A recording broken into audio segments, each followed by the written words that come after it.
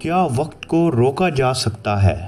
کیا موت جیسی نیند کے بعد انسان صدیاں گزر جانے پر بھی ویسا ہی جاگ سکتا ہے؟ ناظرین، یہ کہانی ہے چند نوجوانوں کی جنہوں نے اپنے ایمان کو بچانے کے لیے تخت و تاج کو ٹھکرا دیا اور اللہ نے ان کے لیے وقت کی رفتار کو تھام لیا۔ یہ کہانی ہے اصحاب کہف کی۔ The king's deadline is set. Yield by Mother or die. ہم اپنے رب کے سوا کسی کو نہیں پکاریں گے۔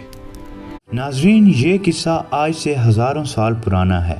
رومی سلطنت کا ایک شہر ایفسس، جہاں ایک ظالم بادشاہ دقیانوس کی حکومت تھی۔ وہ صرف بادشاہ نہیں تھا بلکہ خود کو خدا کہلاتا تھا۔ دقیانوس کا حکم اٹل تھا، یا تو بتوں کو پوجو یا موت کے لیے تیار ہو جاؤ۔ توحید پرستوں یعنی ایک خدا کو ماننے والوں کے خوف کا سایہ تھا، لیکن اسی گھٹن میں چند دیے جلنے کو تیار تھے۔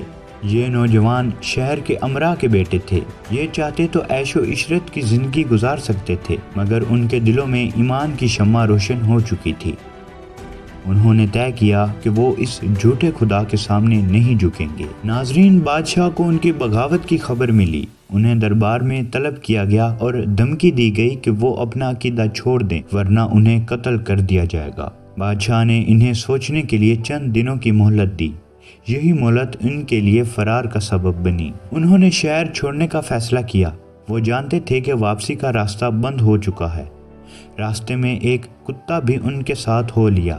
یہ وہی خوش نصیب کتا ہے جس کا ذکر قرآن میں ان نیک لوگوں کے ساتھ آیا ہے۔ تھکاوٹ سے چور یہ نوجوان ایک غار میں داخل ہوئے۔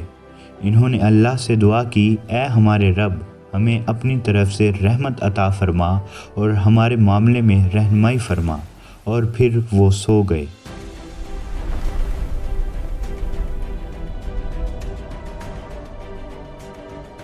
ناظرین، قرآن ہمیں بتاتا ہے کہ اللہ نے سورج کو حکم دیا کہ وہ طلوع اور غروب کے وقت ان سے کترا کر جائے تاکہ ان کے جسموں کو نقصان نہ پہنچے۔ قدرت خود ان کی کروٹیں بدلتی رہی تاکہ مٹی ان کے جسموں کو نہ کھائے۔ دیکھنے والے کو لگتا تھا کہ وہ جاگ رہے ہیں، حالانکہ وہ گہری نیند میں تھے۔ ناظرین، جب وہ اٹھے تو انہیں لگا کہ وہ صرف ایک دن سوئے ہیں۔ But he was gone for so long. How is this possible? Look at him, he doesn't recognize the cave. بھوک لگی تو انہوں نے اپنے ایک ساتھی یملیکھا کو چاندی کا سکہ دے کر کھانا لانے کے لیے شہر بھیجا اور تاکید کی کہ احتیاط سے جانا، کہیں دقیانوس کے سپاہی تمہیں پکڑ نہ لیں۔ لیکن شہر بدل چکا تھا۔ دقیانوس کا نام و نشان مٹ چکا تھا۔ اب وہاں ایک نیک بادشاہ تھیوڈوزس کی حکومت تھی۔